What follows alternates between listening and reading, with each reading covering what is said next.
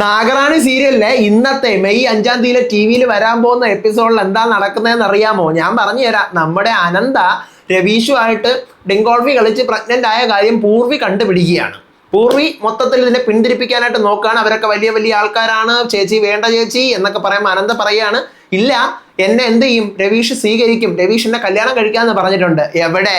രവീഷ് ഭൂലോക കോഴിയും ഭൂലോക കളിക്കാരനും. വേറൊരു പെണ്ണിന്റെ കൂടെ കറങ്ങി രവീഷ് എല്ലാ ഡിങ്കോൾഫി വേറെ അടുത്ത് പ്ലാൻ ചെയ്യുന്നുണ്ട്.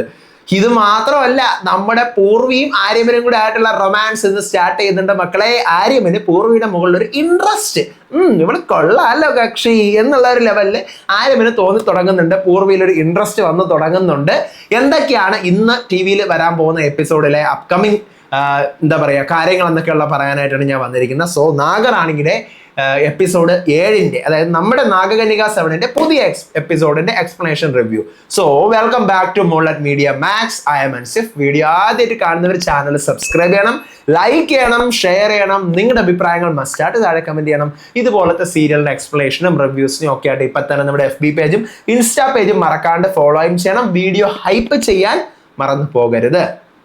അപ്പോൾ ഞാൻ ഇന്നലെ പറഞ്ഞു നിർത്തിയതിന്റെ ബാക്കിയായിട്ടാണ് ഞാൻ ഇന്ന് പറയാൻ പോകുന്നത് ബാക്കി കഥയെ. അപ്പം ടി വിയിൽ ഇന്നലെ കാണിച്ചതിന്റെ ഇന്നലെ എപ്പിസോഡ് എൻഡ് ആയതിന്റെ കുറച്ച് ബാക്കി ഭാഗം ഞാൻ ഇന്നലെ എപ്പിസോഡിൽ ഇട്ടിട്ടുണ്ട് എൻ്റെ റിവ്യൂല. നിങ്ങൾ പോയി കേട്ടിട്ട് വേണം ഇത് കേൾക്കാൻ, ഇല്ലെങ്കിൽ പിടി കിട്ടത്തില്ല. അങ്ങനെ നമ്മുടെ അനന്തയും രവീഷും കൂടെ കാറിൽ ഇരിക്കുമ്പോഴത്തേക്കും രവീഷ് എനിക്ക് മീറ്റിംഗ് ഉണ്ടെന്ന് പറഞ്ഞ് പോവാണല്ലോ. അനന്തയുടെ കയ്യിൽ പ്രഗ്നൻസി കിറ്റ് ഇരിക്കുവാണ്. അങ്ങനെ അനന്ത കാറിൽ നിന്ന് പുറത്തിറങ്ങുമ്പോഴത്തേക്കും അനന്തയുടെ തോളിൽ പൂർവി തട്ടി വിളിക്കുകയാണ്. പെട്ടെന്ന് തന്നെ പേടിച്ച് പ്രഗ്നൻസി കിറ്റ് താഴെ വീഴുന്നു. പ്രഗ്നൻസി കിറ്റ് പൂർവി കാണുന്നു. എടുത്ത് നോക്കുമ്പോൾ അനന്ത പ്രഗ്നന്റ് ആണെന്നുള്ള കാര്യം പൂർവിക്ക് മനസ്സിലാവുന്നു. വീട്ടിൽ പോയി 2 പേരുടെ റൂം അടച്ചിരുന്ന് വമ്പം വഴക്ക്. പൂർവി ചേച്ചി എന്തിനാണ് ഇങ്ങനെ കാണിക്കുന്നത് എന്ന് ചോദിച്ചുകൊണ്ട് വീണ്ടും എന്ത് ചെയ്യണം പൂർവി ഇങ്ങനെ പ്രഗ്നൻസി കിറ്റ് ഇങ്ങനെ നോക്കിക്കൊണ്ടിരിക്കുകയാണ്. അപ്പൊ നീ വീണ്ടും നോക്കണ്ട പൂർവി, നീ എത്ര നോക്കിയാലും അത് പോസിറ്റീവ് ആണ്, എനിക്ക് നിനക്കും അത് അറിയാമല്ലോ. അപ്പോഴ് ആനന്ദ പറയണം, നീ പേടിക്കണ്ട, രവീഷ് എൻ്റെ കൂടെ തന്നെ ഉണ്ട്, കരണിന്റെ കല്യാണം കഴിഞ്ഞാലേ ഉടനെ തന്നെ എന്നെ വിവാഹം കഴിക്കാമെന്ന് പറഞ്ഞിട്ടുണ്ട് രവീഷ്. അപ്പൊ പൂർവി പറയാണ്, അവരൊക്കെ പണക്കാരാണ് ചേച്ചി, അവന്റെ ചേട്ടൻ ആ ആര്യമൻ നമ്മുടെ ബോസ് അവനൊരു ഹിറ്റ്ലർ മാധവൻകുട്ടിയാണ്. അവൻ തന്നെ രവീഷിനെ ഇങ്ങനെ ചേച്ചിയുടെ അടുത്ത് കാണിച്ച സ്ഥിതിക്ക് രവീഷിന്റെ കുടുംബം ചേച്ചിയുടെ അടുത്ത് എന്തൊക്കെ കാണിക്കത്തില്ല. പിന്നെ എന്തിന് ചേച്ചി ഇങ്ങനത്തെ വേലയൊക്കെ എന്തിന് ചെയ്യാൻ പോയത്?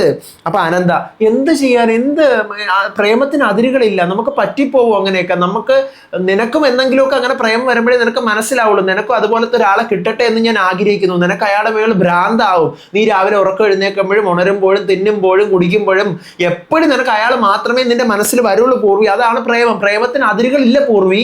അപ്പൊ പൂർവി പറയണം, അതിരുണ്ടാവും ചേച്ചി, എന്ത് കാര്യത്തിനാലും ഞാൻ ഇതുപോലത്തെ തെറ്റൊന്നും ചെയ്യൂല, എനിക്ക് എല്ലാ കാര്യത്തിനും ഒരു അതിരുണ്ടാവും. അപ്പോഴേ രവീഷ് അപ്പം ഇല്ല, അങ്ങനെ ഇല്ല, രവീഷ് എന്നെ സ്വീകരിക്കുക, എന്നെ കല്യാണം കഴിക്കാന്ന് പറഞ്ഞിട്ടുണ്ട്, എനിക്ക് രവീഷിന്റെ വിശ്വാസമാണ് പൂർവി എന്നിങ്ങനെ അനന്ത പറയുകയാണ്.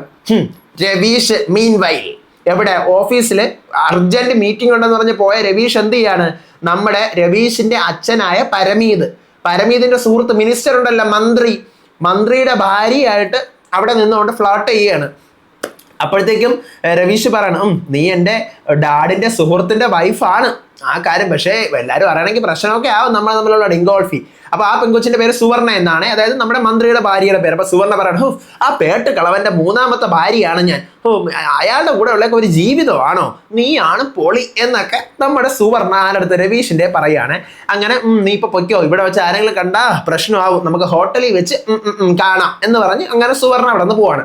അപ്പോഴും നമ്മുടെ അർജുൻ, അതായത് രവീഷിന്റെ കസിൻ അർജുൻ അങ്ങോട്ട് കയറുന്നു. എന്തൊരു കളിക്കാരനാടാ നീ, കൊള്ളാം, പക്ഷേ നീ തീക്കൊള്ളി വെച്ചാണ് തല ചൊറിയണത്, ഓർത്തോ. ഇതൊക്കെ വീട്ടിൽ അറിയണമെങ്കിൽ നമ്മുടെ അച്ഛനും മിനിസ്റ്ററുമായിട്ട് തെറ്റും വമ്പൻ വിവാദമായിരിക്കും നടക്കാൻ പോകുന്നത്, മറക്കണ്ട. പിന്നെ നിനക്ക് മറ്റേ പെൺകൊച്ചിൻ്റെ അടുത്തല്ലേ ഇരുന്ന ഇഷ്ടം അനന്ത, നിനക്ക് അവളെ കല്യാണം കഴിച്ചുകൂടെ രവീഷേ? അപ്പൊ രവീഷ് പറഞ്ഞു, എന്നെ കൊണ്ട് പറ്റില്ലടാ കല്യാണം, ഇതുപോലെയൊക്കെ എനിക്ക് എൻജോയ് ചെയ്ത് നടക്കണം, ഫീലിങ്സ് ഒക്കെ ഉണ്ട്, പക്ഷെ എനിക്ക് എൻജോയ് ഒക്കെ ചെയ്ത് നടക്കണം. നിനക്കൊരു കാര്യം പറഞ്ഞുതരാം എന്ന് പറഞ്ഞ് ചെവിയിൽ ഒരു സീക്രട്ട് പറയുകയാണ് രവീഷ് ആരുടെ അടുത്ത്? അർജുൻ്റെ അടുത്ത്.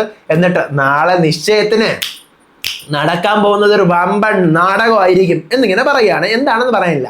പിന്നീട് നമ്മുടെ ഓഫീസിൽ തന്നെ ആര്യമൻ ദേഷ്യപ്പെടണം, ഈ പേപ്പർ ആരാ ഇങ്ങനെ എഴുതി വെച്ചത്, ഈ പേപ്പറിലുള്ള കാര്യങ്ങളൊന്നും ശരിയല്ലല്ലോ, ഇയാൾ ഈ പേപ്പർ എഴുതിയാൾ ഇപ്പൊ തന്നെ പിരിച്ചു വിടണം എന്നൊക്കെ പറഞ്ഞ് ദേഷ്യപ്പെട്ടോട് നിൽക്കുമ്പോഴത്തേക്കും പെട്ടെന്ന് പൂർവി കൊണ്ടുവന്നിട്ട്, സാർ ഈ പേപ്പർ നോക്കൂ എന്ന് പറഞ്ഞ് ഒരു പേപ്പർ കൊടുക്കണം.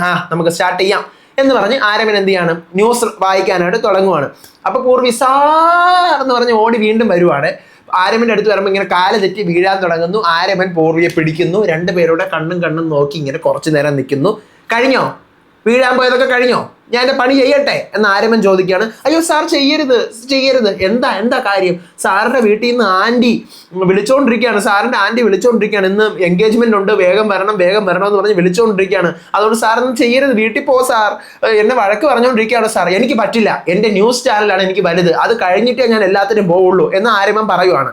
എന്നിട്ട് പൂർവി എന്തെയാണ് ഇന്നത്തെ പ്രധാനപ്പെട്ട ന്യൂസുകൾ എന്തൊക്കെയാണെന്ന് ചോദിക്കുമ്പോൾ പൂർവി എല്ലാം ഇതാണ് സാർ, അവിടെ ഇന്ന മന്ത്രിയുടെ പ്രശ്നമാണ്, ഇന്ന ഇലക്ഷൻ്റെത്, ഇന്ന അവിടുത്തെ മറ്റേ ഡീറ്റെയിൽസ് അങ്ങനെ മുഴുവൻ ഹെഡ്ലൈൻസും വായിക്കണം. അപ്പൊ ആര്യമൻ പൂർവി ഇത്രയും അടിപൊളിയായിട്ട് അതെല്ലാം വായിക്കുന്നത് കേട്ടിട്ട് കൊള്ളാലോ എന്നിങ്ങനെ ഒരു ഇൻട്രസ്റ്റ് ആര്യമന് പൂർവിയുടെ മുകളിൽ വരുവാണ്. ഇംപ്രസ് ആവുകയാണ് ആര്യമൻ.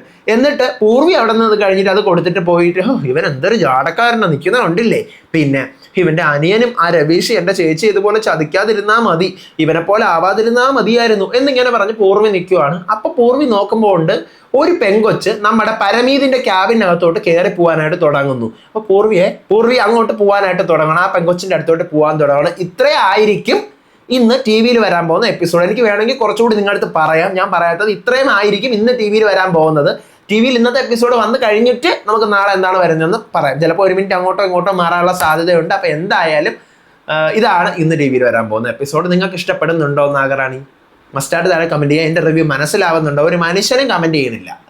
അപ്പോൾ അടുത്ത വീഡിയോ ആയിട്ട് വരാം, വിശേഷമായിട്ട് വരാം. അതുവരേക്കും ബൈ.